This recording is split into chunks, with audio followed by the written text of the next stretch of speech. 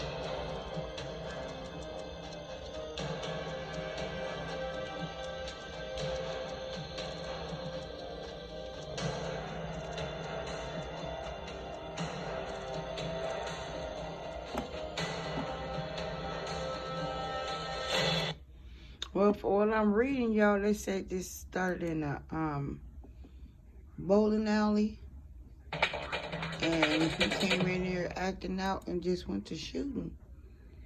They say he got mental health issues, but I don't know. Claire, my grandmother's got it. Because Go to the bathroom. Are you okay? I'm fine. I just need a minute. It's a lot going on. And I'm not sure what's going on. I'm trying to get these videos to blow up so y'all can see them a little better, and I can let y'all hear them.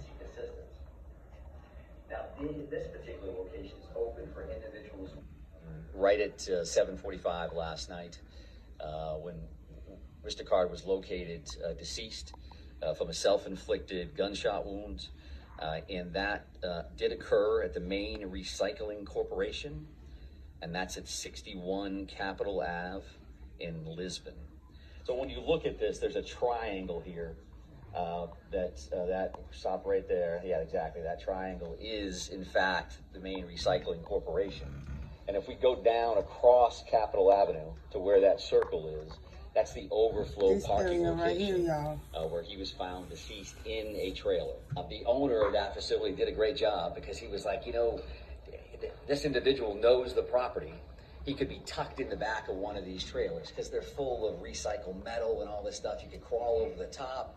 Well, we cleared the trailers. We cleared trailers that are there on that business footprint. Nobody had any idea that across the street, across Capitol Avenue, there's an overflow parking lot, which is the Recycling Corporation property.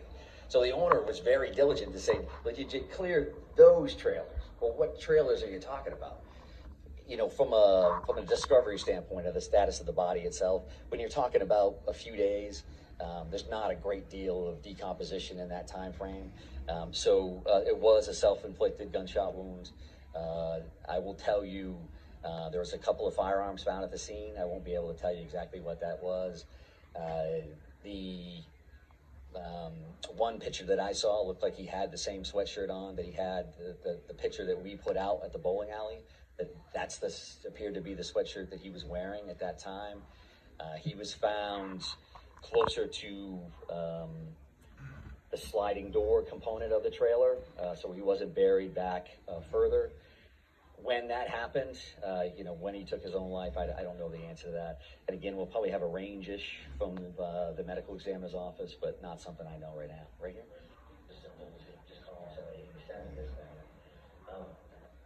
But what I would say is, there's been a number of completely legitimate questions about a note that was found in his residence.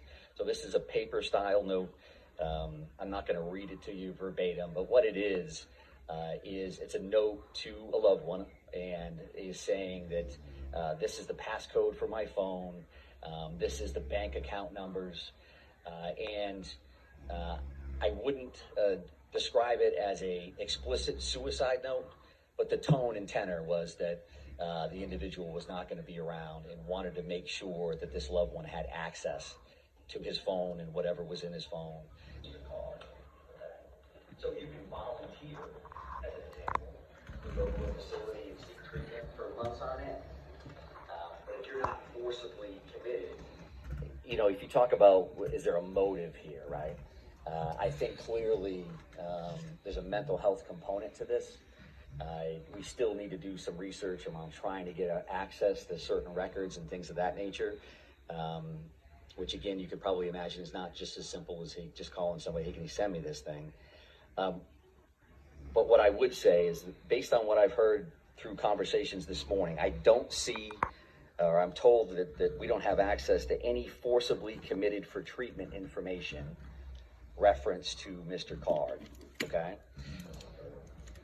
And I mentioned that, and I mentioned that in this setting because as these things evolve, I would say that the mental health aspect of this, there's a piece of that where there's paranoia, there's some conspiracy theorist piece that I think what I've read and what I've seen is that the individual felt like people were talking about him. It may even appear that there were some voices in play here. And we don't believe that any of that is accurate. And I think that led him specifically back to those two specific locations. And it also led us to, where's he going next? He used to work here, he used to be there, and what's that going to ultimately look like? So I think that's a valid question. Right here. And that's information that was uploaded to that system. And about a dozen or so search warrants that are completed. So as far as the firearms, as far as I don't want to misidentify models or makes, but what I can tell you as far as the firearms that have been recovered, they do appear to be purchased by him. Which had legally purchased. Legally purchased. Is this 10 days before this incident? We got some information that he purchased it some days before. Yes, some days before. There's been a number of firearms that have been recovered as part of this investigation, and some of them have been purchased very recently, and some of them years and years ago. For the foreseeable future, from 10 a.m. to 7 p.m. at the Lewiston Army at 65 Central, a separate location or a separate site. Thank you for taking care of our community. Thank you very much. Take care.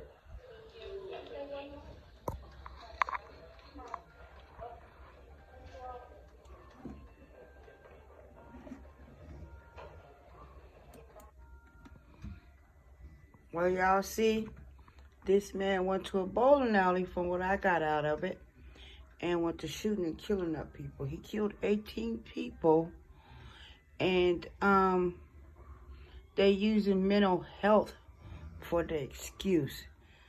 But clearly, it don't have nothing to do with mental health, because if he was smart enough, as y'all seen, they said he left a note for his family, for his access to his phone, to his bank accounts, and all this stuff, right?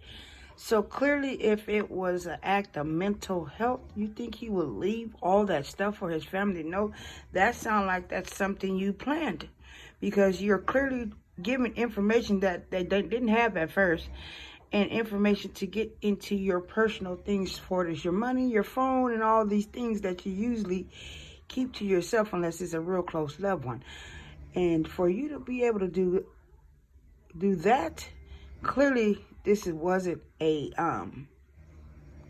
mental health situation. This is something that seemed like he wanted to do.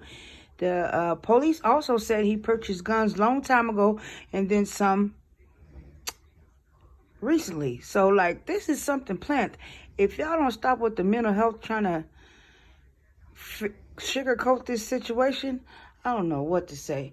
But Lord, they always have these mass shootings and trying to make it seem like it's okay or it's due to mental health and all this. Mental health, my ass.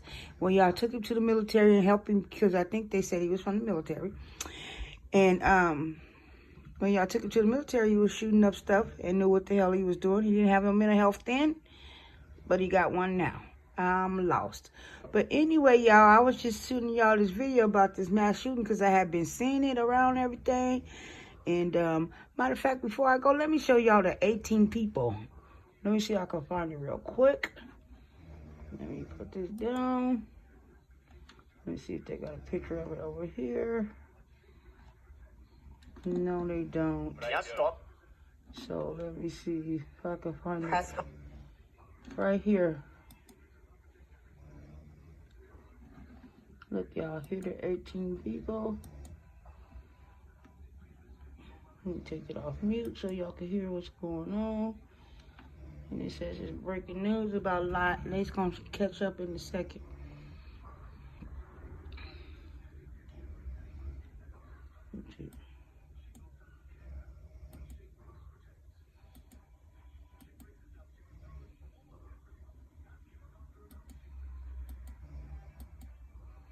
I just want y'all to see the people. And it's like,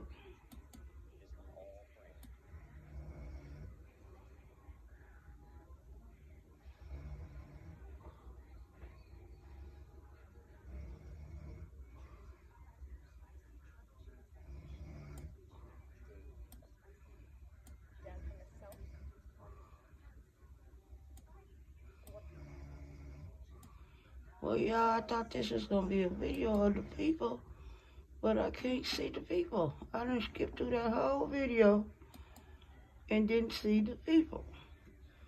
But let me see if I can try to do it through here for y'all. See, there they go. Let's go to the MSN site. I don't know, y'all. I'm having hell getting this video together for y'all. But I was trying to show y'all the 18 people that I was trying to show y'all the 18 people that got killed. But for some reason I'm having a problem. Well, what I'll do is once I close the video, I'll put it on my thumbnail for y'all can see on the thumbnail like who the 18 people is, because I do want that to be in the video, but I'm having a hard time getting the video to do it.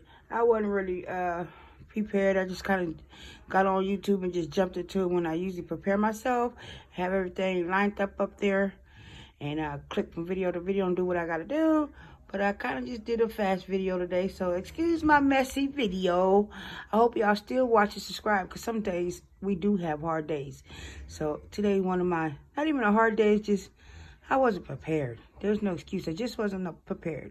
But with that being said, I'm finna prepare myself for the next video, because I'm going to do a couple of them back to back. So I'm going to prepare myself for the next one. And like I said, I'll take a picture and put that as my thumbnail, so y'all can see the 18 people that was killed in this mass shooting. And I really appreciate y'all listening. So please like, share, subscribe, and come back. My views is dropped and stuff because I haven't been doing videos. So come back. I'm sorry. You guys, please like, share, and subscribe. And I'll be more active and more communicative with y'all. Thank you. Signing off. Your girl, Jazzy T.